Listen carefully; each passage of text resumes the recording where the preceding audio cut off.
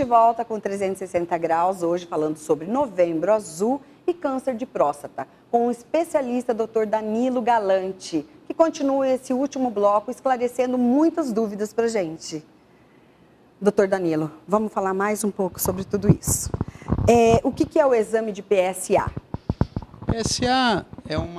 O PSA ele é produzido pela próstata, tá? Ele é uma enzima que ela serve basicamente para transformar o esperma, que ele sai de uma forma gel, ele sai em placa e depois ele liquidifica, ele vira uma aguinha.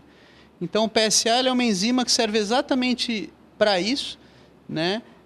A próstata produz o PSA, isso é ejetado junto com o sêmen sai em forma de placa. Quando ele penetra na mulher, isso vira líquido. Lá dentro, isso facilita que os espermatozoides andem.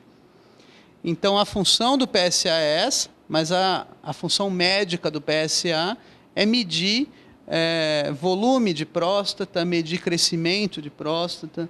Então, pelo valor do PSA, dá para estimar como que está indo a saúde da próstata. Se você tem valores de PSA que estão acelerando demais, vale a pena você fazer uma investigação complementar. Essa investigação pode ser tanto com ressonância magnética, que é um exame mais atualmente sendo feito, e com biópsia de próstata.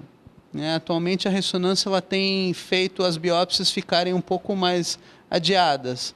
A gente está demorando um pouquinho mais para pedir a biópsia e, na verdade, a gente está evitando biópsias desnecessárias, porque a ressonância ela mostra alguns casos que o PSA subiu por um crescimento benigno da próstata, o que é muito comum. Que bom, bem interessante isso.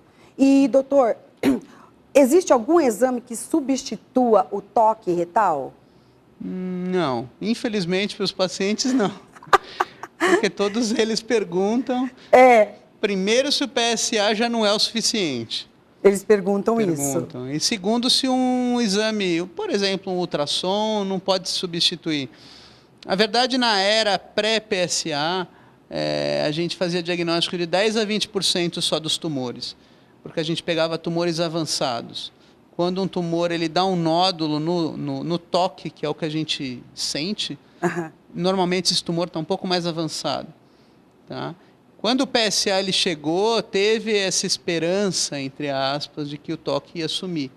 Mas o PSA sozinho também, ele não vai conseguir pegar a maioria dos casos. Então, o ideal é quando se associa o PSA ao toque, você chega a quase 90% de detecção.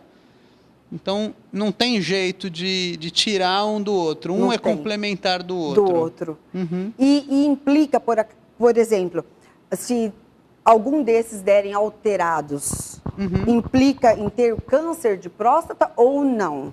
Não necessariamente. Não necessariamente. Você na investigação, você faz o toque. Se o toque estiver alterado, você vai fazer uma biópsia. Se o PSA vier alterado e você tiver a suspeita de tumor, você também vai para a biópsia. Na verdade, é a biópsia que determina se o paciente tem ou não tumor. Então, o diagnóstico de câncer de próstata é baseado na biópsia, que é a retirada de alguns fragmentos da próstata. É legal o pessoal saber como funciona uma biópsia, porque também tem muito mito em cima disso. A biópsia é um procedimento simples. Eu já percebi por alguns amigos que vai fazer a biópsia, já acha que é o fim do mundo, ficam que já está morrendo. Ou que tem alguma coisa, sim, né? É sim, isso mesmo? Com certeza. Primeira coisa, a biópsia ela é um procedimento tranquilo, feito com sedação. O paciente dorme todo o procedimento, igual uma endoscopia. Né? Não é nenhuma anestesia, né, doutor? Não, é uma sedação. É bom as pessoas saberem, sim, né, para tirar esse mito, como você disse. O paciente vai embora no mesmo dia, na verdade, acabando o exame, ele acorda e vai embora, e tira pequenos fragmentos por meio de um ultrassom. Tá? Então, é próximo a um toque retal, um pouquinho mais prolongado, né, o que o paciente vai perceber, mas na verdade ele vai estar dormindo, tá? E a biópsia, tem muitas biópsias negativas, então a gente faz a biópsia exatamente para excluir a possibilidade de câncer de próstata. Para uma garantia, né, doutor? Para uma garantia do próprio paciente. Tem que entender. É isso que as pessoas têm que ter essa consciência. Com certeza, não é o fim do mundo ir para uma Porque biópsia. vai fazer uma biópsia, não, eu já tenho, eu conheço gente que fica dessa maneira. E às vezes foge até do procedimento e fica com a dúvida eternamente na cabeça, né? E aí piora mais ainda, né, doutor? Com certeza, com certeza. Qual a diferença entre o tumor benigno e o maligno? Tá. Primeiro que o benigno é muito mais comum.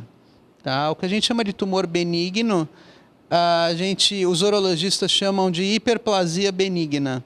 Tá? Hiperplasia, ou seja, um crescimento benigno da próstata. Esse é muito, muito mais comum do que o câncer da próstata. E ele dá sintomas, diferente do câncer da próstata, que não dá sintoma algum. Olha, que loucura. Então, a maioria dos pacientes que começam a urinar mal, ter dificuldade, levantam de noite, jato fraco, vão várias vezes no banheiro, a primeira preocupação deles é: doutor, eu tenho câncer? A maioria das vezes não. Tá? Virtualmente 100% das vezes isso é um crescimento benigno da próstata. Por que quase 100%? Porque existe associação de benigno com maligno também. O paciente que ele tem um crescimento benigno e alguns sintomas, ele pode também ter tumor de próstata, câncer de próstata. A questão é, quem tem sintoma, provavelmente tem um tumor benigno, que é tratado principalmente com medicação, com remédio, e vai viver bem o resto da vida. E quem tem câncer de próstata quase nunca tem sintoma. Que coisa, doutor. Por isso que é importante a prevenção, porque praticamente todos os pacientes... Não vai mostrar, não vai avisar, vamos dizer assim. A gente chama de um câncer silencioso. Então, a gente faz diagnóstico bem antes, com o intuito do paciente realmente não sentir nada, né? E daí você faz esse diagnóstico e trata o paciente antes que ele tenha problemas. Aí você pode me perguntar, alguém tem sintomas? Algum tipo de paciente tem? Pacientes com câncer de próstata avançado, com metástase, né, já agravado. Esses sim podem ter sintomas, porque já está exatamente, avançado, já está avançado, assim. Exatamente. Mas a grande maioria dos pacientes com câncer de próstata, eu diria que mais de 90% não tem sintoma algum. Então, isso é muito mais importante, né, ser bem esclarecido, porque eu acho que muitos homens não sabem disso, né? Que é uma coisa silenciosa, que não vai falar para você, olha, eu estou com esse problema. Então, tem mesmo que se prevenir. Sim, isso é uma coisa que a gente avisa tanto os jovens, que mais para frente eles vão ter que passar por isso, ou avisa os jovens para avisarem os pais, avisarem os tios, como para os pacientes mais velhos. Então, essa é uma ideia que as campanhas de prevenção já têm que... conscientização. Já tem que ir conscientizando. Mesmo, né, certeza. doutor? Então, falando sobre isso, o câncer de próstata, ele pode se espalhar para os outros órgãos, como você disse aí. Pode sim. Pode sim. Não é tão rápido, tem tumores que se espalham muito mais rápidos. Tem casos de câncer de próstata que demoram 10 anos, 15 anos para dar metástase. Então, a gente chama um tumor de crescimento lento, mas isso depende muito do paciente, porque tem paciente que tem tumores um pouco mais agressivos. Então, deve-se realmente pegar ele no estágio inicial. Entendi. E existe alguma vacina, doutor, no caso, para o câncer de próstata? Ainda não. Ainda não. A oncologia que estuda essa área, ela não para de fazer pesquisa para procurar prevenções, né? Isso é um tipo de prevenção, a vacina não deixa de ser uma prevenção. Não deixa de ser. Mas não existe, tá? Para câncer de próstata não tem isso. Entendi. E há o risco, no caso de adquirir disfunção erétil depois do câncer? A disfunção erétil, ela pode ser uma complicação do tratamento, não do próprio câncer. Não. Você não vai ver pacientes com disfunção erétil porque estão com câncer. Ou porque tiveram. Tratados. Né? Então, o que acontece? A disfunção erétil, ela vem exatamente de alguns tratamentos para câncer de próstata, como a cirurgia ou a radioterapia, que tem uma taxa de complicação que pode dar tanto incontinência, que é perder a urina, quanto impotência. Mas aí são complicações do tratamento, na verdade, não são complicações da própria doença. Entendi. E a cirurgia, no caso, impede o homem de ter filhos ou... Sim. A cirurgia, quando você faz a cirurgia, você acaba cortando um dos ductos, que é o ducto deferente, que é o mesmo que a gente corta na vasectomia. Aqui na vasectomia você faz isso externo, na cirurgia para tumor de próstata, que chama prostatectomia, você faz isso bem profundo. Graças a Deus, a maioria dos pacientes com câncer de próstata estão acima dos 50 anos.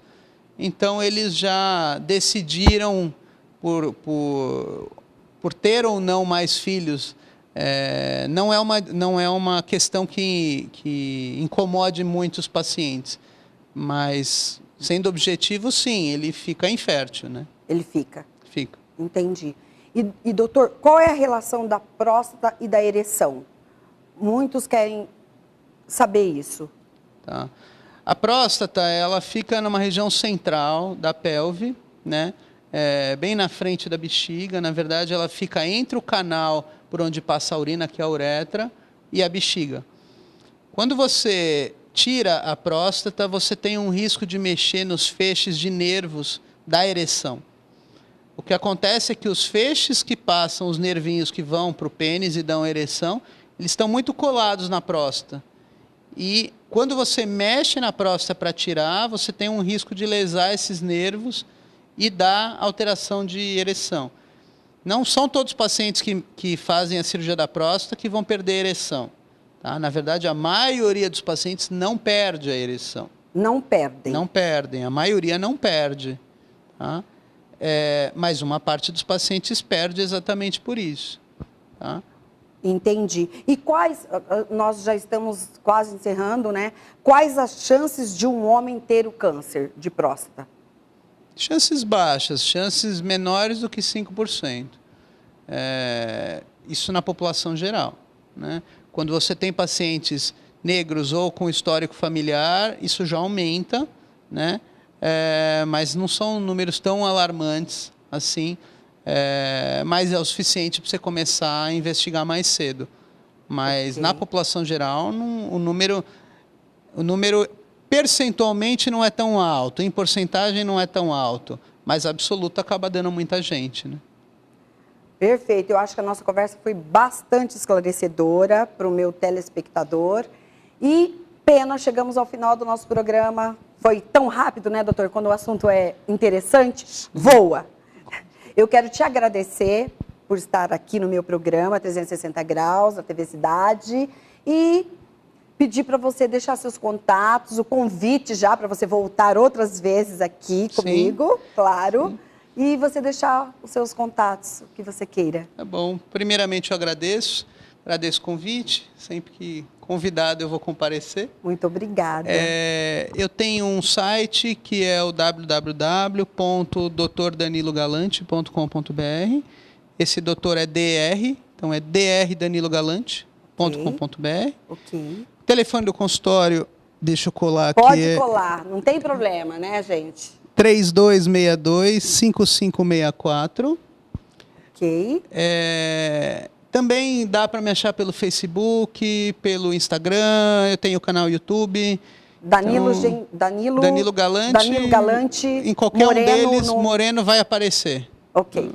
Muito obrigada, doutor. Adorei. Imagina, obrigado. E eu quero agradecer também aos meus patrocinadores, Rogério Machado, Letícia Velasco, a Benedictes, a Vila Imóvel, a Poena Eco Pousada, no Conde, na Bahia. E meu agradecimento especial a você que nos prestigia. Hoje ficamos por aqui, mas temos um encontro marcado no próximo 360 Graus. Beijos e fiquem com Deus.